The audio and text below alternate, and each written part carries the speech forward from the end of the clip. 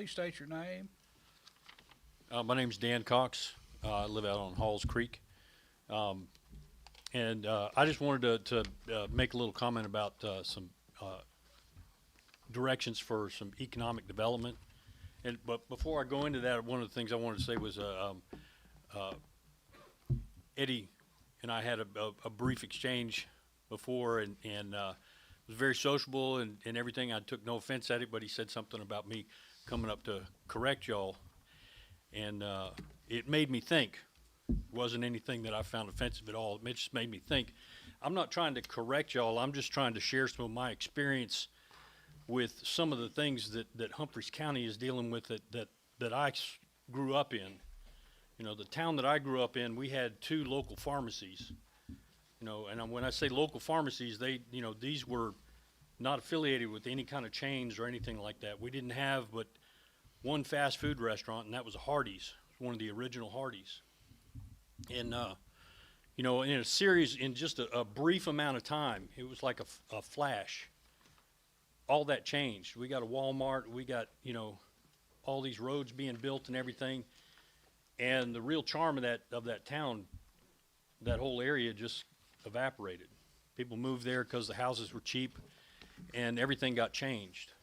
And one of the things that, and I've mentioned this over and over again, is one of the things that I noticed was that our county council got very much caught up in, you know, pursuing these dollars, you know, pursuing the money and how to improve the budget and be able to pay for all of these things.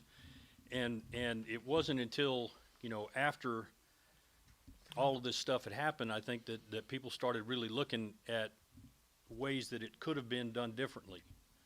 And I think one of the things that could have been done differently in the situation that I came from was looking more at what to do to develop the economy of the county, exclusive of what's outside the county. Find ways to develop the businesses that are here, find ways to encourage the businesses that are here, and then, you know, if the business is already here, that money is more of it's going to be staying here. You know, they're going to be paying permitting fees, they're going to be paying taxes and things like that, and you can get direct input from them. These businesses that come from out, you know, especially the large corporations, you know, their economic impact is it's felt all over the United States. It's not, you know, not local. And we saw that in you know, my town, is that we got a lot of sales tax money out of it, but not much else. A whole lot of demands for increased, you know, roads, and a lot of demands on the county for you know, things to serve them that didn't necessarily serve everybody else in the county. You know, one of the things that we had was, we've got in my hometown, they built a bypass similar to to Highway 70, and that bypass really did a number on the downtown businesses, the local businesses there. I mean, because now people were able to just fly on through, you know, like they were talking about, you know, it's 45 or 55 on that road. You know, people are going 50, 60, 70 miles an hour straight on through. They don't even bother to slow down in Waverly. And so everything on Main Street is just getting passed by.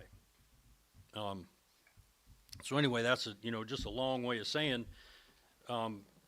you know, I think that and I'm not going to just drop this on y'all. I'm going to see if I can't come up with some ideas of my own to present to y'all, but look at more, not how to bring things in, but how to take what's here and turn it into something.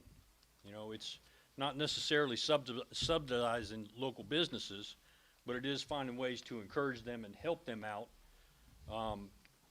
you know, to allow them to grow and actually develop the economy of the entire area.